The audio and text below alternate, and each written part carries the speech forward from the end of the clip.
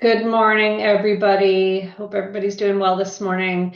Thanks for joining our research committee grant proposal reviewer training meeting.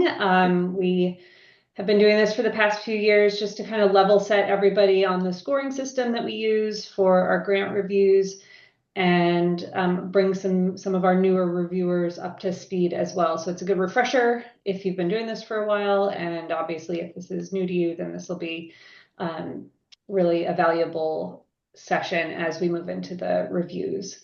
Before I hand it over to Nate, who's going to run through the review system, I just wanted to let everybody know I'll be sending out your assignments this afternoon along with some supporting files. So you'll be off to the races, and we've got about 10 days to get those reviews in. They'll be due at the end of the day on Monday, March 9th. So you'll see in your email your assignments later today. So without further ado, I'll turn it over to Nate Wall, who's on our steering committee for research, to go through this training. All right, thanks, Jess. Hi, everybody. Good morning. Thanks for being here. I know this isn't going to be the most fascinating of topics, but we should be able to get through it relatively quickly, and then 10 days later, you'll forget all about it until next year. Anyways, I'm Nate Wall. I'm the winemaker for Troon Vineyard. We're down in the Applegate Valley of Southern Oregon, and I'm also a member of the Research Steering Committee. And today, I just wanted to kind of cover a couple points here. Just briefly, the purpose of the Oregon Wine Board, but only specifically like why it and how it relates to the research committee, like why we're even doing this. The role of the research committee in funding research, and then importantly, how to conduct a research proposal review, and then how to enter those reviews into the Unified Grants Management System. We use the UC Davis Unified Grants Management System, along with a couple other agencies to coordinate all of our review activity. So once you've done your review, like that's how you will be doing the scoring and things like that. That's also how you will be downloading the proposals that you've been assigned. So we'll go over that briefly. And then I'll just touch on a couple of those important dates in the schedule that Jess just mentioned. All right. So just briefly, as you likely know, the Oregon Wine Board is a semi-independent state agency, and it's established by Oregon statute. It's primarily industry funded via the tonnage tax. And the mission of the Oregon Wine Board is to manage the marketing, research, and education initiatives to support Oregon's statewide wine industry. I mentioned that because, research is one of the three pillars of Oregon Wine Board's kind of state mandated role. And so research does form an important component of the OWB's mission. And so due to that, then the Oregon Wine Board has this research committee that advises the OWB Board of Directors on how we all feel that OWB dollars are best spent to support the viticulture and enology research projects that address the needs and the priorities of the Oregon grape growers and winemakers statewide. And we do that as every year we have the ability to modify our request for proposal, the RFP, and we post that to generate research proposals. And so each year we can tweak that a little bit if there's reasons to try to, if there's some new research that we'd like to see more of, things like that. The research committee also every year does approve this RFP that then generates the research proposals that we all review. And so once we conduct our reviews, we submit the funding recommendations to the OWB board. And then the board ultimately decides on the funding. That's the way it's worked up until this year. This year is a little unique in that there is going to be a partnership with the ERAF Family Foundation to do some of the funding this year. And I'll talk about that just briefly later. But just wanted to give a shout out, though, to the fact that there are more than 50 dedicated Oregon wine industry members that serve on the research committee. So thank you, everyone, for helping us conduct these reviews. Importantly, to meeting the mission here of trying to have a really statewide inclusion and research that benefits the entire wine industry. So having these 50 members all help conduct the reviews, it really helps us make sure that we are funding the research that really benefits viticulture and enology across the state. Okay, yeah, here's a quick little slide to show you who all is on the research steering committee. Yeah, that's we've got two continuing. So I guess I should say the research committee. We generally do the reviews of all of the new projects that come in, and then many projects are 2 or generally 3-year projects, and we do have continuing research specialists that continue the research there. So Anthony King follows up on the enology projects, the multi-year projects there. And Chad Vargas now is going to be doing the viticulture projects from year to year. And they're also members of the steering committee. So yeah, so the main role of the research committee is the review of all the new research proposals. And the funding recommendations that we make are always a little complicated because we never are fully sure of what that research budget is going to be because it's based largely on the prior year's grape taxes. And again, that's a little different this year now because we will be partnering with the ERAF Family Foundation. So once we give our reviews to the Oregon Wine Board, the Oregon Wine Board Board of Directors will then forward those recommendations on to the ERAF Family Foundation Board, and there will be funding opportunities through them. And then, as I mentioned, these proposals were going to be entered into the UC Davis Unified Grants Management System. That's also where you download your proposals that you will be reviewing, and you put in your numerical scores and all of your comments. Those comments are important for 2 reasons. One, they're also really helpful for you. You're doing these reviews over the next couple of days here, the next week. And then a month later or so, we will be meeting in April to go over, like as a group, to go over and decide which projects we want to recommend for funding. So the comments that you enter here now can help you remember, why you assigned different point values in different areas or why you felt a project was worthy of funding. But it's also helpful to the PIs, the principal investigators, and the folks applying for these because they do receive anonymous versions of those comments later. And let's say they had a project that did not successfully win funds in a given year, they might be able to use those comments to tweak their project to maybe better suit our needs. So those comments are also useful for the researchers as well. And here is a snapshot of what the UGM system looks like once you get into it. I'll have some other images of how you get here later, but it shows you there's basically the UGM system that we use. We don't have any ability to change it. It's the UC Davis system, and so we just use it.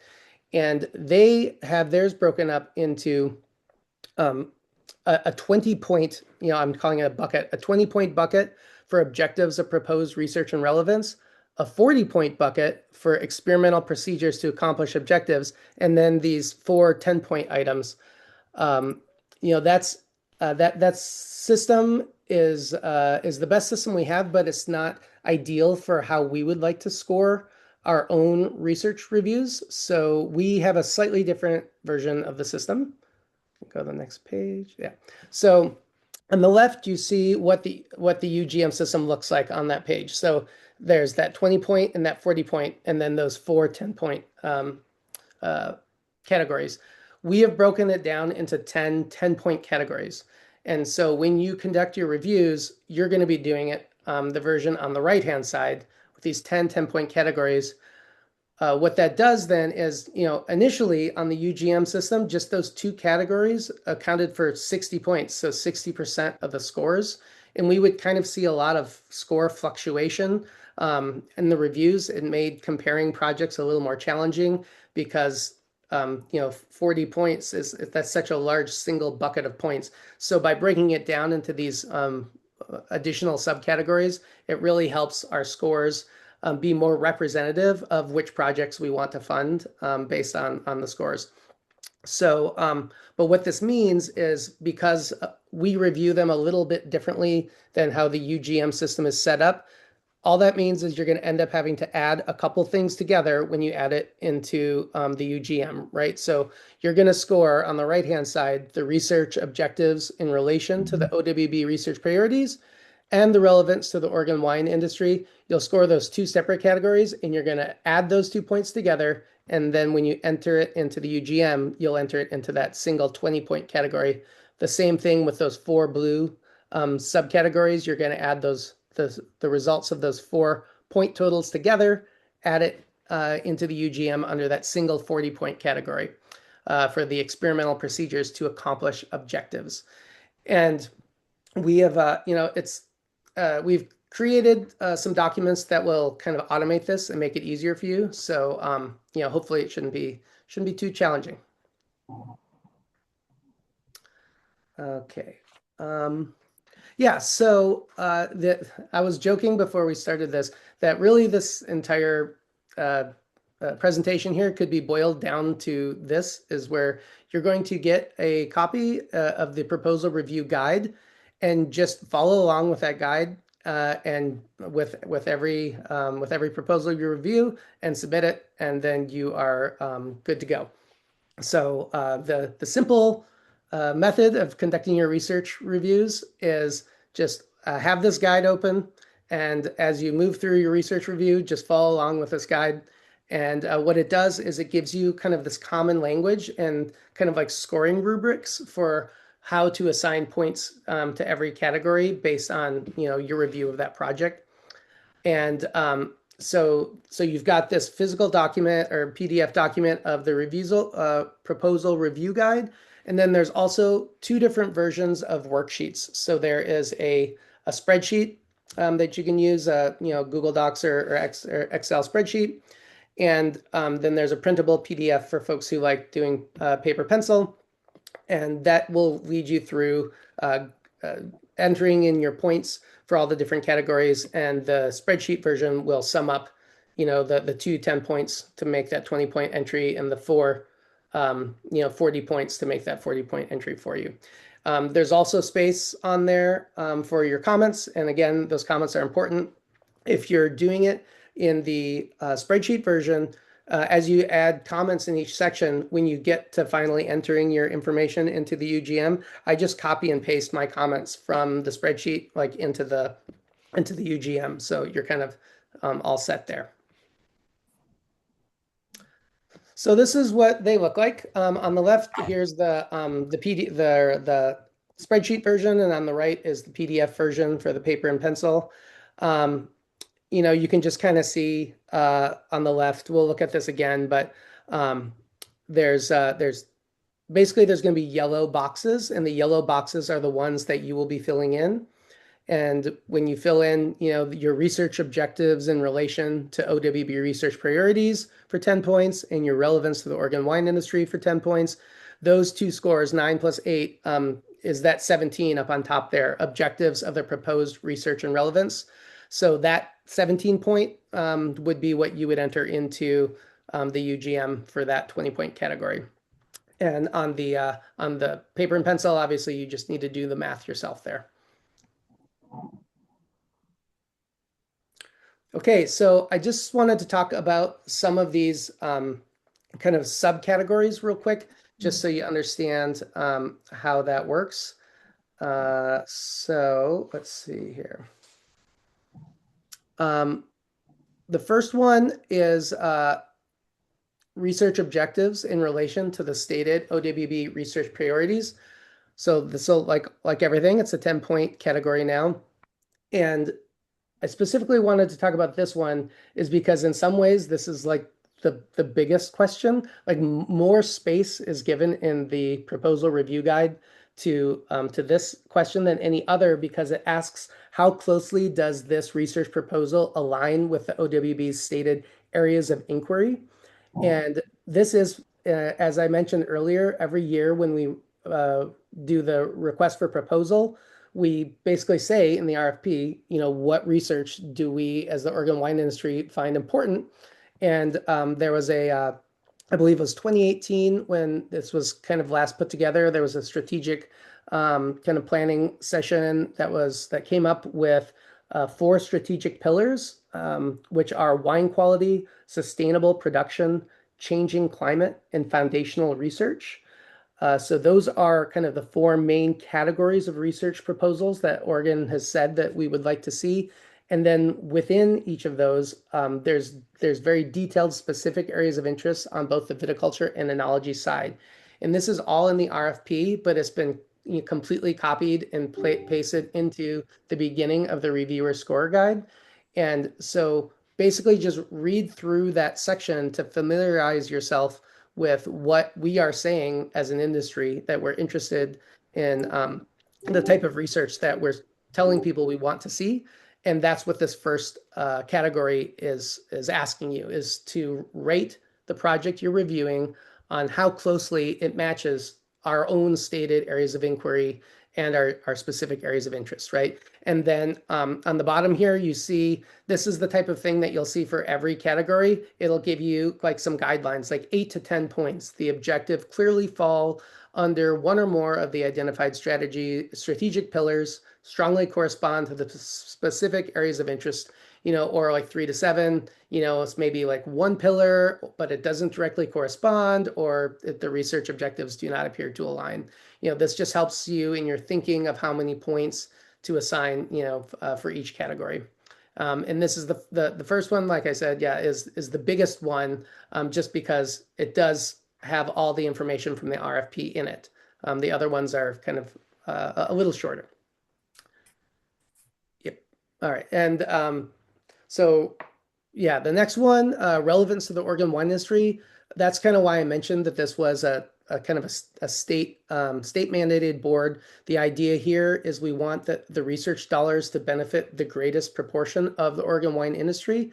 So this question is asking you, your thoughts on that, right? Like, is the research highly relevant to the needs of the entire Oregon wine industry? Is it only relevant to a subset? Or is it not really that relevant? So I guess an example might be like, and this maybe isn't a great example, but let's say like some sort of like mechanization, like, certainly mechanical harvesting or something like that. If there's research into something where you're like, okay, that's really valuable research, there's like some proportion of the Oregon wine industry that uses mechanized harvesting, but, maybe it's not everybody, but it's, several people, whatever, right? This just helps you, like, how relevant is that research going to be to apply to everyone?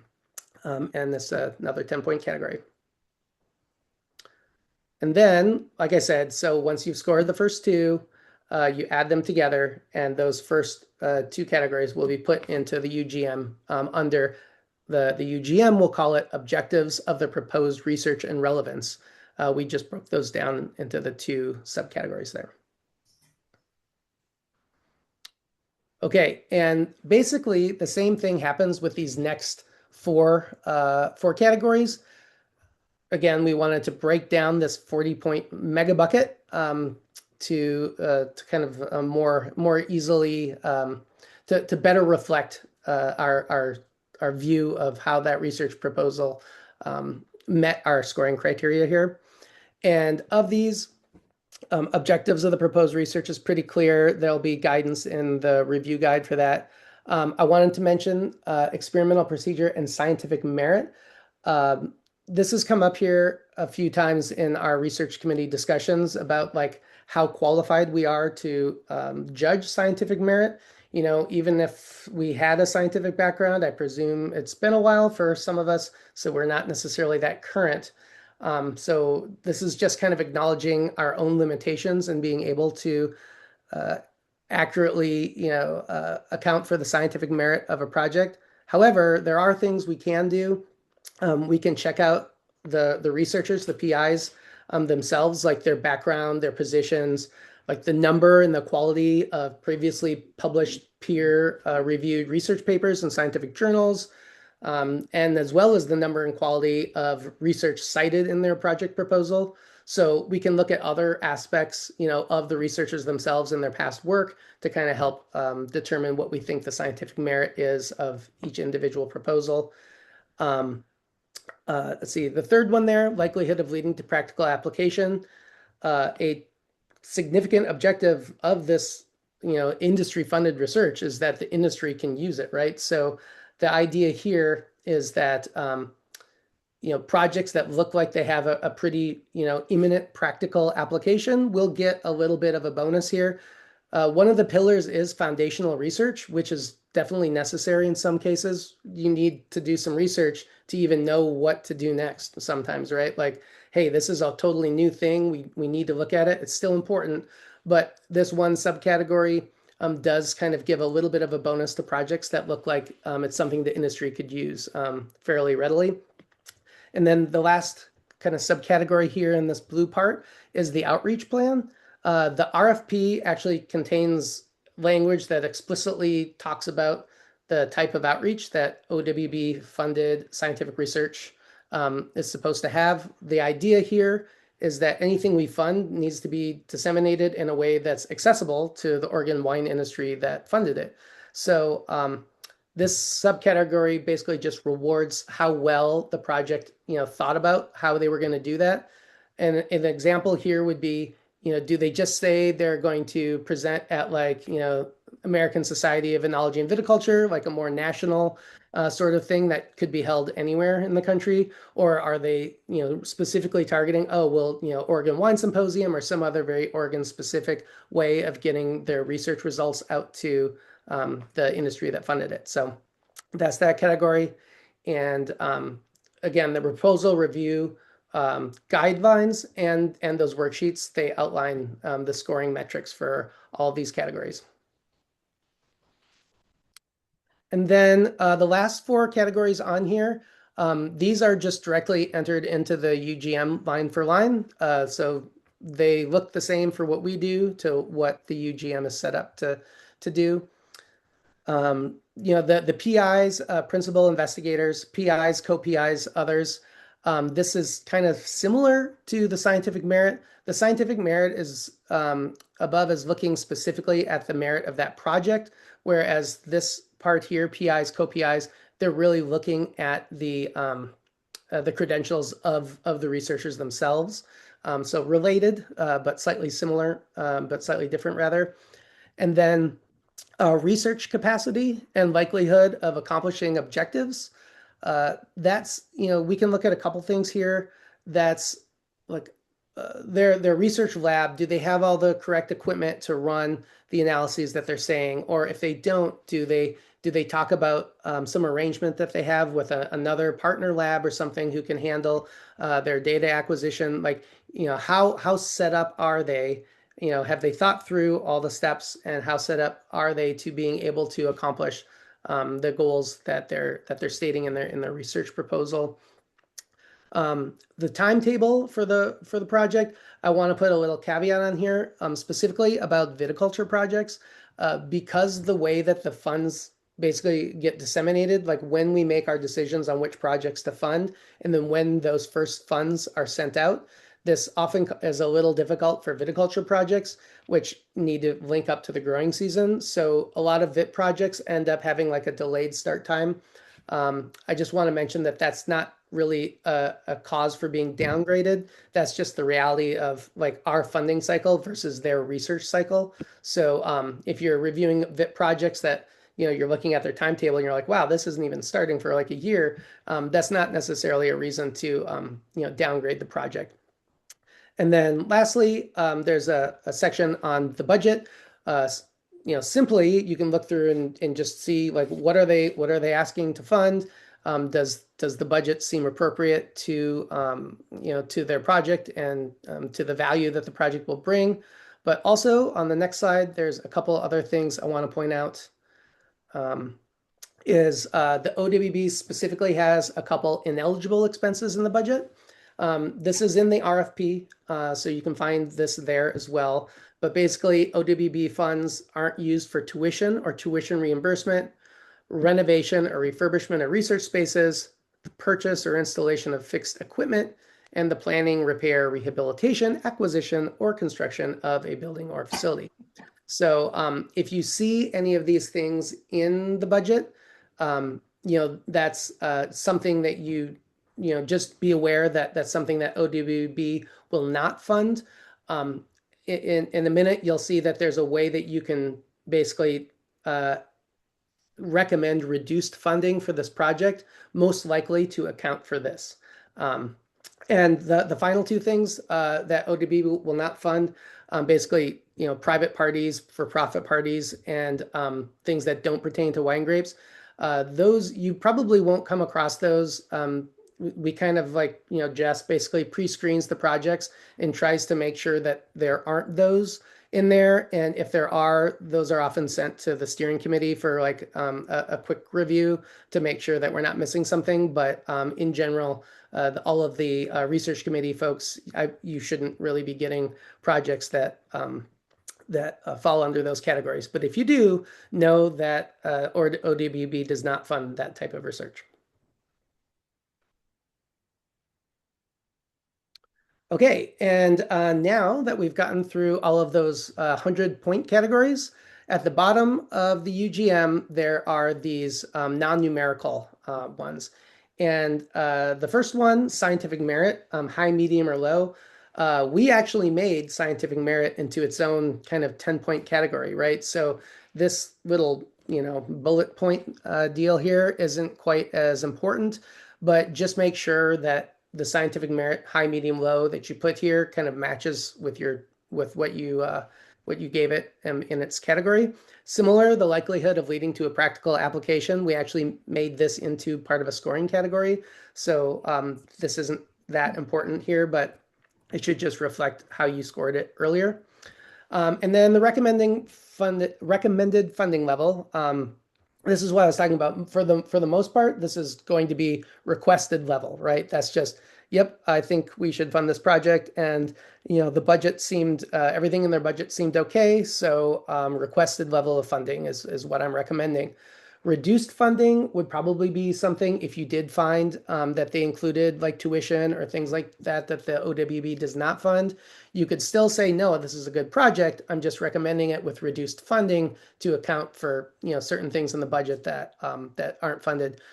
Or then there's none, which is, regardless of the score you give the project, you might feel that this isn't research that the Oregon Wine Board should fund. And that's when you would say the funding here is none. So chances are this project, you probably also gave it a lower score and numerical score in places like that. But this would be another time where you would just say, none. Got the dogs going off here. All right. And then lastly, we have this fourth category, which is augmented funding. We actually kind of created a new use for this.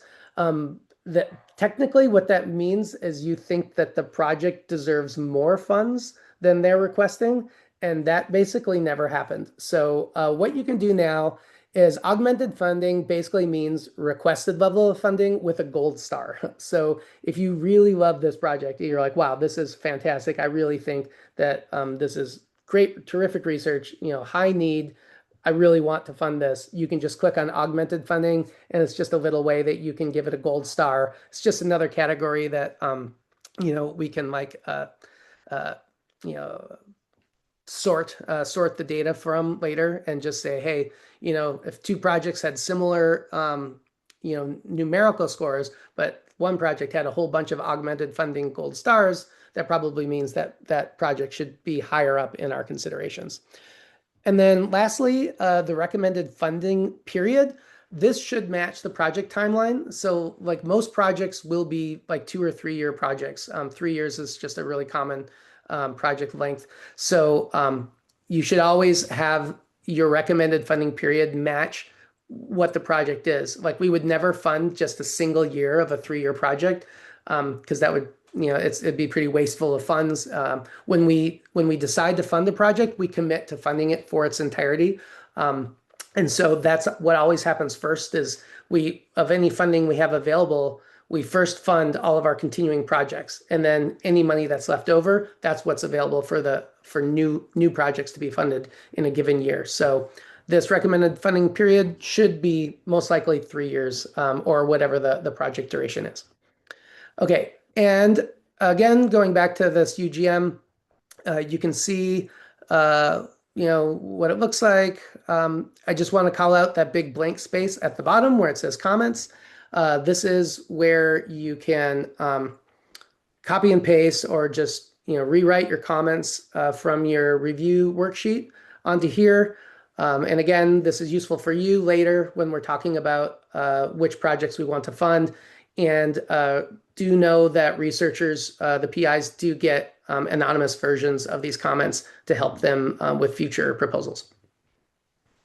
Can I make one point about that, Nate? Yeah. The other thing that's helpful for this is part of our process is each of these individual reviews will be combined with the other reviewers of the same project. And one lead reviewer will create a summary that we use to refer to and as pre-reading going into the full committee review discussion. So these comments really help the lead reviewers understand where you're coming from with your scoring and help create a summary that's reflective of all of the reviewers' perspectives. Yes. Yep. Thank you. Okay. See here. This is basically just to for me to remember that this is the PDF version. It's the same as the Excel version. At the top where it says proposal number and name, don't forget to fill that out because you'll probably have, 2, 3, 4 tabs of different research projects that you're scoring. And just remember to put the name and the number so you remember which project that is. Because if you're scoring multiple projects, you might get confused if you don't remember to name it, just to make sure you know what project that is when you go back to it later. And yeah, so this is just, again, this is the same example that I showed you earlier of how to fill this out. You fill out the yellow portions, you put your comments in here. I think this was just an example project, something with smoke. So, some of my comments were about like which pillars that it qualified for. As well as there was a specific analogy, assessing the impact and mitigation of environmental character in wine that may arise from sources, including smoke. So, this project received a high score there, 9, because it very clearly fell under our research pillars and specific areas of interest. And then relevance to the Oregon wine industry, for example, it got an 8. I'm down here in Southern Oregon. We certainly see a lot more smoke impacts than the rest of the state, but clearly the rest of the state's not immune from this. So I ended up giving this an 8. So that 9 plus 8 made the 17. So the 17 is what I entered into the UGM for that category. Yep. And then the next page here. Yep. So this is what it'll look like when you go to log into the UGM. Your email address will be your login name and then the password. Jess has asked that you try to log in as soon as possible. Since this is a pretty quick turnaround, we're asking for those reviews back in 10 days on the following Monday here. And so if you do have any login issues, it's best to figure this out sooner than later. Feel free to okay, yep. And Jess mentioned for any new reviewers, she'll set you up with your username today and send you information on how to log in. If you are having trouble, click the little password reminder there, and it should be able to generate, a new password request for you to get logged in. So this is just what the first page looks like. Then after you log in, it'll look like this, which is a little weird. It kind of looks like it's closed. It's not. Like it's closed for people submitting new proposals, but the review period is now open. And so all you then do is you click on where it says Oregon Wine Board. When you click on that, it goes to the next screen that has, so this is basically what it's going to look like. This is from 2026. When you first log in, everything will be pink. You'll see the project number and the project name. And then once you click on a project to take a look at it, each individual project will then have like a PDF that you can download once you click on it. After you've done this, it'll turn yellow because you've viewed it before. The score says 0 of anything that you click on. Don't worry about that. That's just once you put your review in and you save your review, it'll show up as green, review saved, and then that score will be, 82 or like whatever the score is that you gave that project. So, but yeah, this is what it looks like. So when you log in, Jess will send you your project numbers and names that you are going to be reviewing. Find them in the list, click on it. It opens up the scoring page actually, but at the top of the scoring page, it'll have information. Yeah, I probably should have taken a screenshot of that too. But at the top of the scoring page, it'll show you the documents, and there's generally just one document, which is the proposal. You just right click, save that, download it, whatever you want to do, and then that's the project proposal that you'll review. And here's the process timeline. So yep, we did the Zoom training today. Jess will email you out your project assignments and login information if you need it. The proposal reviews are due by Monday, March 9th. So that's entered into the Unified Grants Management System and saved. You can actually enter stuff in without hitting save. So make sure you do hit save and that turns green. That means it's it's something that Jess will be able to pull down later, because if it's not saved, I don't think she can get the data. So make sure it's green and saved. Then she's going to be putting together the lead reviewer packets, like she was mentioning. She sends like a packet to each of the lead reviewers for that project, and those folks are going to be kind of pulling all that information together, and will present each project at the April funding meeting, which is actually going to be on April 1st. And oh, I should also mention, yeah, you'll also know who the lead reviewer is for your project proposal. So if you have any questions about the review process, you can certainly ask me, but also your lead reviewer. Or if you have any questions about the research itself, you can contact your lead reviewer for that project, and they'll probably be able to help you out, answer any questions you might have about that specific project. And then lastly, the funding recommendations, then after we meet in April, we send them to the OWB board, which is on the 23rd. And then this year, for the first time, we'll be kind of coordinating with the ERAF Family Foundation. They'll be meeting in May to discuss the research. So yeah, that is it. That's the process of reviewing it. Depending on how quickly you do your reviews. I think generally most people have 2 or 3 to review this year, and each review could take you anywhere between maybe an hour or so. Could be more, could be less, depending on how complicated that project is. But we really appreciate you doing it. Again, the more people that do this, the better our information is, right? The more reviewers we have looking at this, the more people scoring, the better projects we fund, the more helpful it is to our industry. So thanks everyone for doing this, and let me know if you have any questions. But yeah, thank you.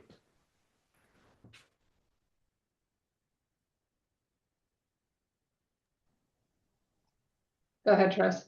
I was just going to say thank you. That was great, Nate. Thanks. Yeah, Great. thanks for all that, Nate. It's very thorough, and we'll get this recording out to everybody. Are there any questions from folks that are on the call right now? Oh, all right. Well, you'll hear from me later today. I'll include the recording to this in that, as well as a whole bunch of reference documents that Nate's been referring to here. And so if you're missing anything, let me know as soon as possible. I'm actually going to be away next week, but I'll keep a light eye on things just in case. And if you have any issues with your login next week, my colleague Sally Crawford can help, but I will. Yep. Exactly. There you go. So I'll include that in the email as well, to reach out to Sally if you have any login challenges next week, and she'll help you get sorted out. And otherwise, if it's process related, Nate is here to help as well. So, all right. Well, thanks everybody in advance, and I'll be in touch very soon. Thanks, Nate. Yeah, thanks everybody. Okay. Cheers.